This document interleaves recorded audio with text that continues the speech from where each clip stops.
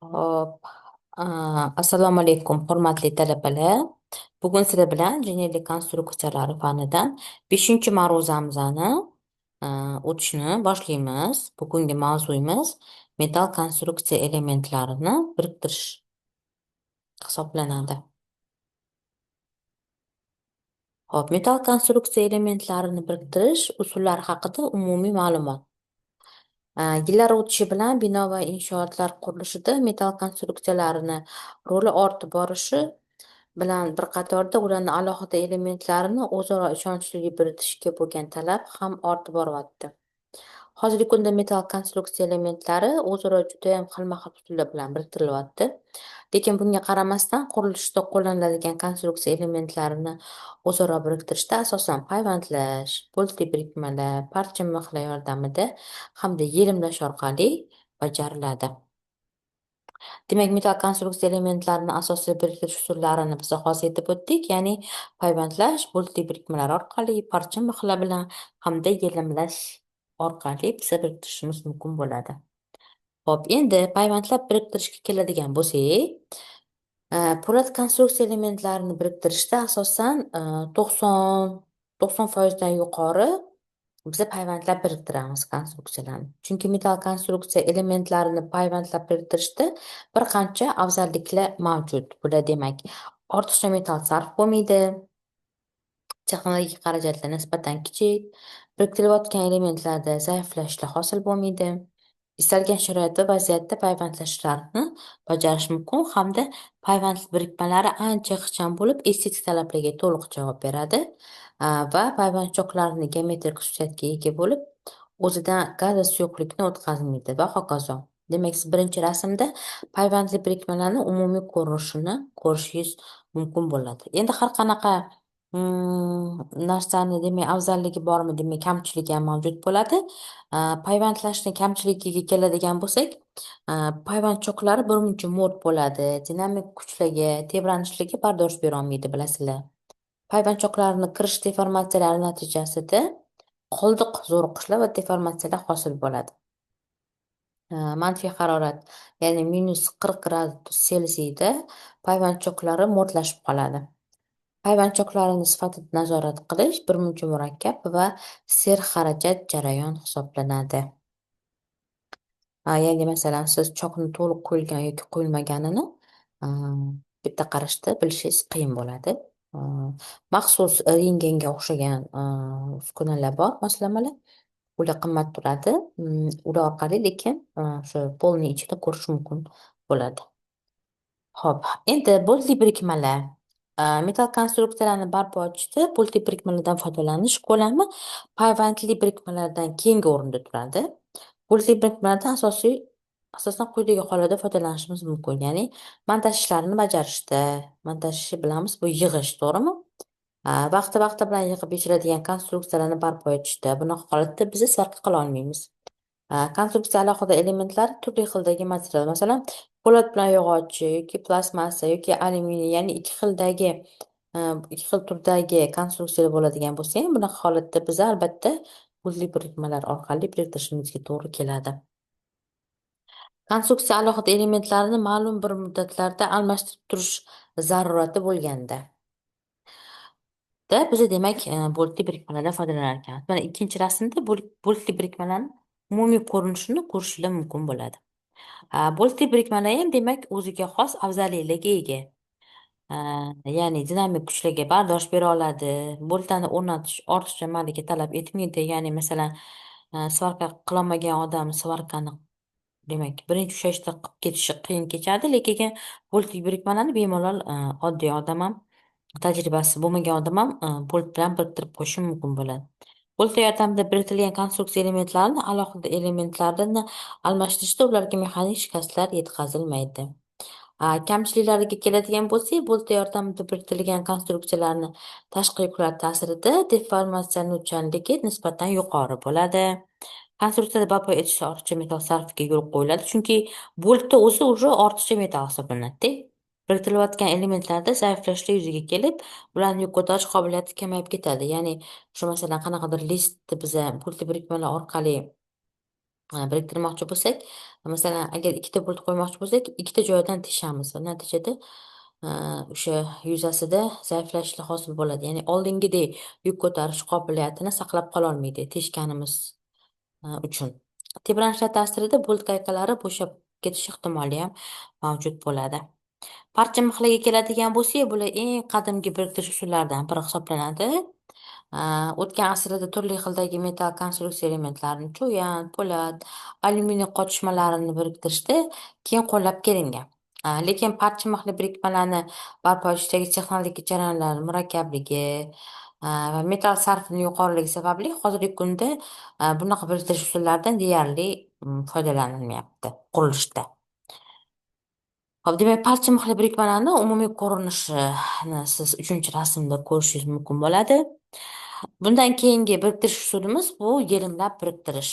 Metall konstruksiya elementlarini o'zaro yelimlab biriktirish uchun bir qancha turdagi yelimlar mavjud bo'lsa ham, ushbu usulda ishlab chiqarishda yuk ko'taruvchi qurilish konstruksiyalarini barpo etishda deyarli qo'llanilmaydi. Chunki ularning ishonchliligi va tashqi muhit ta'siridagi turg'unligi yetarli darajada kafolatlanmaydi. Demak, maxsus yelimlar mavjud. Mana siz rasmda ko'rishingiz mumkin. Oddiy kley bilan, demak, ularni yopishtirib bo'lmaydi. Hop, payvandlash usullari va ularning asosiy tasniflari. Po'lat konstruksiya elementlarini payvandlab biriktirishda asosan elektr payvandlash usullari keng qo'llaniladi. Bunda asosan elektr yoyli payvandlash usuli juda ham keng ko'lamda qo'llaniladi. Undan keyingisi esa elektr shlakli va elektr tutashuv payvandlash usullaridan ham, demak, qisman foydalaniladi. Tarix manbalariga ko'ra, demak, Rus akademigi Petrov 1802-yilda elektr yoyiga asos solgan. Elektr yoyli payvandlashda biriktirilayotgan po'lat elementlari bilan po'lat stержень elektrod orasida elektrod yoyi hosil bo'lish jarayoniga asoslangan bo'lib, bunda biriktirilayotgan po'lat elementlar va elektrod bir vaqtda o'zida yuqori temperatura, ya'ni 1500 gradus Selsiydan katta ta'sirida shakli erib suyuqlanadi. Ularni o'zaro aralashtirib sovish natijasida payvand choki hosil bo'ladi. Natijada payvandlanayotgan elementlar orasidagi molekulyar bog'lanish yuzaga keladi. Elektr yoyli payvandlash usuli asosan 3 turga bo'linadi: dastakli, avtomatik va yarim avtomatik. Demak, 4-rasmda buni ko'rishimiz mumkin. Elektr yoyli payvandlash usti maxsus qobiqlar bilan qoplangan alohida elektrodlar yoki usti ochiq payvandlash simlari yordamida bajarilishi mumkin. Demak, 4-rasmda biza elektr yoyli payvandlash usullarini hozir aytib o'tganimizdek usti ochiq yoki usti yopiq simli elektrodlar bilan biriktirishimiz mumkin bo'ladi. Elektr yoyli payvandlash bino va inshootlarning metall konstruksiyalarini barpo etishda dastlabki payvandlash usulidan keng foydalaniladi. Chunki uni tuzilishi, payvandlash texnologiyasi birmuncha sodda hisoblanadi va istalgan sharoitda va vaziyatda turli yo'nalishlarda payvandlash ishlarini bajarish mumkin. Masalan, maxsus zavodlarda yoki qurilish maydonlarida, demak, istalgan joylarda biz undan foydalanishimiz mumkin bo'ladi. Lekin shunga qaramasdan dastlabki payvandlanishda tok kuchi nisbatan kichik bo'lganligi uchun, ya'ni 150-500 amper bo'lgani uchun asosiy payvandlanayotgan materialni metallni erish chuqurligi katta bo'lmaydi. 1-2 millimetrgacha bo'lishi mumkin faqat. 5-rasmda dastlabki payvandlash usulining eng sodda sxemasini ko'rishimiz mumkin. Svarka qilib ko'rgan bo'lsa, albatta buni biladi. Endi dastlabki payvandlashda tok manbai sifatida, demak, payvandlash transformatoridan o'zgaruvchan tok yoki doimiy tok generatorlaridan foydalanadi. Dastlabki payvandlashda qo'llanayotgan elektrodlar quyidagicha markalanadi, ya'ni E42, E42, E46. Umuman hozirgi kunda qo'llanayotgan elektrodlarning markalari E34 dan E145 gacha bo'lgani aksariyat manbalarda qayd etilyapti. Elektrod markalari quyidagicha izohlanadi. Masalan, E46A elektrodida E bu elektrodni bildirsa, 46 raqami chok metallni cho'zilishga bo'lgan vaqtinchalik qarshiligi, ya'ni 46 bo'ladigan bo'lsa, 46 kilonewton bo'lingan santimetr kvadrat qarshilikni bildiradi. A esa, demak, payvand chokining yuqori plastiklik xususiyatiga ega ekanligini bildiradi. Xo'p, demak, 6-chi rasmda sizlar dastakli payvandlashda qo'llaniladigan elektrodni va dastakni ko'rishingiz mumkin bo'ladi. Quyidagi rasmda demak payvandlash transformatori, payvandlash generatorlarini ko'rishingiz mumkin. Avtomatik payvandlashga keladigan bo'lsak, demak, avtomatik payvandlash golovkasi to'liq avtomatlashtirilgan tarzda bajariladi. Uchoq yo'nalishi bo'yicha xarakterlanadi va payvandlanayotgan joyga usti ochiq payvand simini yetkazib beradi. Payvandlanayotgan joy flyus bilan qoplanadi. Ish unumi 10-15 marta yuqori, chok sifati yaxshi, chokni quyilish chuqurligi katta bo'ladi, lekin tok kuchi 600 dan 1200 ampergacha, ya'ni ko'proq tok kuchi kerak bo'ladi. Kamchiligiga keladigan bo'lsak, statsionar xarakterga ega va vertikal shift choklarini bajara olmaydi. Endi avtomatik va yarim avtomatik payvandlash. Yarim avtomatik payvandlashda usti ochiq diametri 3 gacha bo'lgan payvandlash simi dastak mexanizmi orqali payvandlanayotgan joyga yetkazib beriladi. Payvandli chok yo'nalishi bo'yicha dastakni qo'lda harakatlantiriladi. Payvand choklarini flyus yoki himoyalovchi gaz yordamida ochiq havoda himoyalanadi. Ish unumi avtomatik payvandlashdan 1,5-2 marta kam hisoblanadi. Avtomatik payvandlashda payvandlash golovkasi to'liq avtomatlashtirilgan tarzda bajariladi. U choq yo'nalishi bo'yicha xarakterlanadi va payvandlanayotgan joyga usti ochiq payvand simini yetkazib beradi. Payvandlanayotgan joy flyus bilan qoplanadi. Ish unumi 10-15 marta yuqori, chokni sifati yaxshi. Xo'p, endi avtomatik va yarim avtomatik payvandlashni bizda quyidagi rasmda ko'rishimiz mumkin bo'ladi. Flyus bu murakkab tarkibli kukunsimon modda bo'lib, chok havodan himoyalaydi, sekin sovishini ta'minlaydi va ma'lum darajada legirlaydi. Boshqa payvandlash usullariga keladigan bo'lsak, demak, metall konstruksiya elementlarini biriktirishda elektr yoyli payvandlash usulidan tashqari judayam oz miqdorda boshqa turdagi payvandlash usullaridan ham foydalaniladi. Masalan, elektr shlakli payvandlash.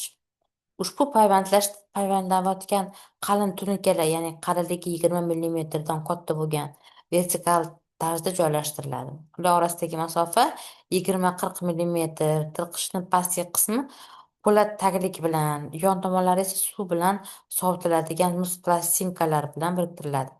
Payvandlash jarayonida payvandlash simi avtomatik tarzda uzatib beriladi va vertikal plastinkalar chok yo'nalishi bo'yicha xarakterlanadi. Payvandlash flyus ostida bajariladi. Quyidagi 7-chi rasmda sizlar elektr shlakli payvandlashni ko'rishingiz mumkin. Xo'p, endi gaz alangasi bilan payvandlash, avtogen deb aytamiz buni. Biriktiriladigan elementlar yonuvchi gazlarni tabiiy gaz, atsetilin va benzin bug'lari kislorod bilan yondashish natijasida hosil bo'lgan alanga bilan qizdirib suyultiriladi va yonayotgan alanga uchiga payvandlanuvchi po'lat sim kiritiladi. Payvandlanayotgan elementlar payvandlash simi mahalliy suyuqlanib bir-biri bilan aralashib, qotish natijasida payvand choki hosil bo'ladi. Demak, gaz alangasi bilan payvandlanayotganni biz demak 8-chi rasmda ko'rishimiz mumkin. Gaz alangasi bilan payvandlash usulidan texnika ishlarini bajarishda yupqa po'lat tunikalari, ya'ni qalinligi 0,2 dan 5 gacha bo'lgan o'zaro biriktirilishlarda qo'llaniladi yupqa devorli sig'imlarni tayyorlashda. Gaz alangasi bilan payvandlashda biriktirilayotgan element va payvand simini kimyoviy tarkibi va mexanik xossalari bir-biriga mos bo'lishi kerak. Payvand simini diametri taxminan demak quyidagi formula orqali aniqlanadi. Endi elektronuqtaviy payvandlash usuli, ya'ni kontaktli deb aytamiz buni. Joule-Lenz qonuni bo'yicha tok manbayidan keladigan simlarni biri birinchi elementda, ikkinchisi esa ikkinchi elementga ulanadi. Ular bir nuqtada o'zaro tutashtirilsa, qisqa tutash yuzaga keladi va tok kuchi 10⁵ amper, ya'ni 500,000 amper bo'lganda tutash nuqtasida juda katta issiqlik ajralib chiqadi. Natijada payvandlanayotgan elementlar mahalliy suyuqlanib bir-biri bilan aralashib ketadi va sovish bilan elementlar o'zaro qoladi.